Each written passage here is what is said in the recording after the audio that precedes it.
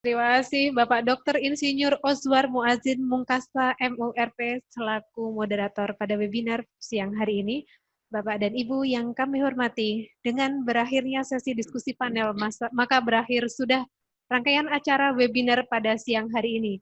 Semoga webinar ini dapat memberikan pemahaman tentang kebutuhan hunian milenial dan menjadi ruang diskusi bagi berbagai pihak mengenai penyediaan hunian untuk generasi milenial perkotaan di Indonesia dalam upaya mendukung program Sejuta Rumah. Baik, selanjutnya kami mohon perkenan Bapak Kepala Badan Pengembangan Sumber Daya Manusia Kementerian PUPR dalam hal ini diwakili oleh Kepala Pusat Pengembangan Kompetensi Jalan Perumahan dan PIW, dan yang akan menyampaikan sambutan penutupan dan sekaligus akan menutup webinar ini secara resmi. Kepada yang terhormat Bapak Insinyur Rezeki Pranginangin MSc MM, kami persilahkan. Terima kasih Bu MC. Pertama-tama terima kasih ke Pak Oswat yang sudah memandu acara baik diskusi sampai dengan kesimpulan dengan sempurna. Dan saya lihat juga di sini peserta juga tetap antusias Pak. Jadi saya lihat partisipannya masih 189 ini yang terakhir. Saya rasa ini suatu bukti ya bahwa minat seluruh peserta untuk mendapatkan hunian yang lebih baik di masa depan itu menjadi suatu harapan. Dan ini juga mungkin harapan buat Pak Dadang nih di Direktorat Jenderal Perumahan. Berikut juga para stakeholder yang menjadi pelakunya. Baiklah, selamat siang. Assalamualaikum warahmatullahi wabarakatuh. Salam, Om Swastiastu, Namo Buddhaya, salam kebajikan. Bapak, Ibu, peserta yang berbahagia, setelah kita menjalani webinar ini selama 3 jam, dan kita mendengarkan paparan maupun diskusi yang sungguh menarik ya, dari narasumber yang kompeten, maupun tadi pandang juga saya lihat praktisi ya, yang sudah menjalani dunia perumahan ini sejak lama. Terima kasih Pandang atas sharingnya. Mungkin ada beberapa yang menarik tadi saya lihat di sini. Saya juga mengikuti diskusi ini dari awal. Ini juga tantangan mungkin buat kita semua nih. Mungkin Pak Dadang kalau masih dengar ya. Ada Pak, ada. Nggak berani kalau Pak Rizky masih di situ, saya pergi. Ya, terima kasih Pak Dadang. Pak Dadang ini sohib saya sejak dari Tata Ruang nih. Sejak dari Cipta Karya, Pak. Oh, dari Cipta Karya ya. Ya. Jadi problem sekarang itu harga tanah mahal ya. Itu udah suatu fakta ya. Sementara di sisi lain jumlah penduduk tetap bertambah ya. Kemudian kita juga menyadari bahwa kondisi lingkungan semakin lama semakin menurun. Nah, di sisi lain juga negara kita merupakan negara yang rawan bencana. Nah, jadi irisan dari beberapa faktor ini juga mungkin harus menjadi pertimbangan kita dalam menentukan kebijakan perumahan.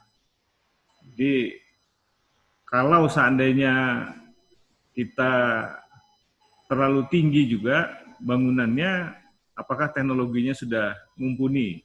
Misalnya kalau umpamanya seperti di Jepang gitu ya, apakah di Indonesia sudah mumpuni? Itu juga merupakan tantangan bagi kita semua gitu. Kemudian fasilitas-fasilitas tadi juga saya dengar pemadam kebakaran gitu, apakah sudah bisa melayani apabila kita membuat bangunan-bangunan yang terlalu tinggi. Nah, ini juga menjadi tantangan. Karena tadi juga dari Bu Rini menyatakan yang kalau bicara lingkungan hunian tidak hanya bicara rumah, termasuk juga lingkungan di sekitar perumahan, lingkungan menuju tempat kerja, dan juga lingkungan pekerjaan itu sendiri. Jadi artinya berbicara hunian untuk milenial atau masyarakat secara umum tidak bisa hanya dibatasi oleh rumah saja. Itu mungkin banyak yang menarik. Tadi tawaran dari berbagai pembicara tadi sudah menyatakan bahwa ya mau nggak mau ke depan ini terutama di perkotaan kita harus berbagi. Ya berbagi itu mungkin berbagi ke atas juga berbagi ke bawah kali ya. Karena kalau ke samping sudah susah kalau di perkotaan. Nah tadi Pak Dadang juga ada menyampaikan ada konsep TOD yang sudah diimplementasikan gitu ya. Dan ada yang menarik lagi di sini juga ada kecenderungan kaum milenial ini sudah mulai berpikir menyewa. Nah ini juga kalau umpamanya kita bercermin atau melihat ke negara tetangga kita aja di Singapura, mereka itu sudah mulai mindsetnya itu udah mulai berubah. Jadi kalau bisa sewa kenapa beli? Nah mereka sudah mulai gitu. Jadi artinya kalau mereka belum punya duit, ya mereka sewa yang murah. Tapi begitu mereka peningkatannya naik, mereka sewa yang lebih mahal lagi. Jadi tidak harus mereka harus menanggung beban memelihara aset, terus kemudian nanti mereka kesulitan lagi dalam hal jual belinya. Gitu. Itu mungkin satu fenomena yang menarik gitu kan. Dan terakhir tadi saya dengar juga mengenai spekulan. Nah ini juga merupakan tantangan juga nih buat Pak Dadang nih. Karena spekulan tanah maupun spekulan bangunan itu masih marak. Nah, saya nggak tahu apakah sudah ada aturannya yang khusus mengatur untuk mencegah terjadinya spekulan tanah maupun bangunan ini. Gitu. Nah, ini banyak, mungkin kita bisa lihat dengan kasat mata. Gitu. Satu orang kalau ada bangunan apartemen baru dibangun, satu orang bisa memiliki 20 unit gitu. Apa itu bisa diperkenankan karena itu juga akan nanti bisa mempengaruhi harga jual dan harga sewa umpamanya gitu. Jadi mungkin terakhir ya perubahan lingkungan dan intervensi teknologi ya sekarang sudah merupakan keniscayaan mau nggak mau merubah pola hidup daripada masyarakat khususnya kaum milenial dan akhirnya menjadi terjadi perubahan budaya sehingga kita sebagai pemerintah gitu ya, yang bertugas melayani masyarakat harus bisa mengantisipasi ini dan mengadopsi perubahan budaya yang terjadi di masyarakat untuk bisa menciptakan suatu lingkungan perumahan dan juga lebih besar lagi lingkungan hunian yang lebih baik, baik itu untuk dari sisi pemenuhan backlog ataupun dari sisi untuk meningkatkan kualitas hidup. Nah, kemudian tadi juga Bu Rini masalah antisipasi pandemi juga tadi mengungkapkan itu ya. Saya rasa itu banyak sekali faktor-faktor yang kita harus pertimbangkan dalam hal untuk menciptakan atau mewujudkan suatu lingkungan perumahan dan hunian yang layak dan sehat juga aman di masa ke depan gitu. Jadi mungkin itu beberapa yang tadi saya tangkap gitu ya dan saya lihat tadi juga Pak Oswar sudah menyimpulkan dengan baik semuanya. Bapak Ibu sekalian, hadirin yang berbahagia, akhirnya pada kesempatan ini saya mengucapkan terima kasih banyak kepada Pak Dr. Dadang Rukmana,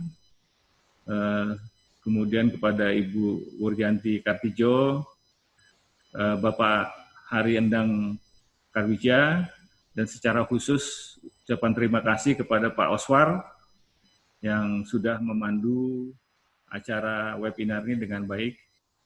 Ucapan terima kasih kami sampaikan juga kepada Balai Pengembangan Kompetensi PUPR Wilayah 3 Jakarta sebagai penyelenggara acara webinar dan sudah berjalan dengan lancar dan baik.